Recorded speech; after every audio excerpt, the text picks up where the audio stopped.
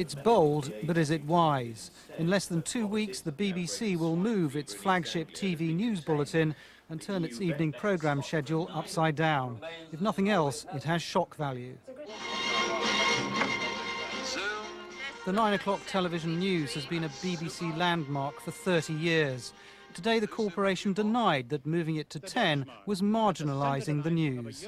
We believe that we will do better in audience terms at 10 o'clock over time than we would have done had we stayed at 9. And if that's not the case, what action will the BBC take? Well, the BBC will have to review the decision, keep it under constant review, because it's a very important part of our scheduling and our public service offering. And the BBC has shown that if it's made a decision that turns out to be wrong, it's capable of changing its mind. Fans shocked but calm as It was ITV's decision to move its own nightly news to 10 o'clock 3 nights a week, which encouraged the BBC to accelerate a change already planned for this time next year. The BBC has caught ITV by surprise. Frankly, I'm horrified. I don't think it's in the service of the viewers, and I think it's going to result in probably a halving of the news audiences across BBC One and ITV. The Current Affairs flagship programme Panorama is also moving to Sunday, where it'll follow a new fixed 10 p.m. bulletin. The late regional news bulletins will double in length to 6.5 minutes. Even so, today's changes have aroused concern across the political spectrum.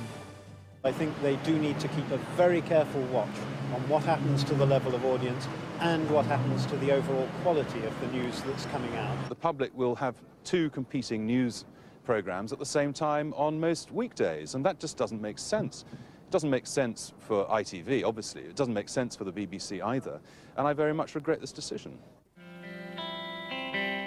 The BBC is relying on popular audience pullers like The Royal Family, which returns to our screens this autumn, to support the move of news to 10. The new order starts on October the 16th. The BBC is not noted for making quick decisions.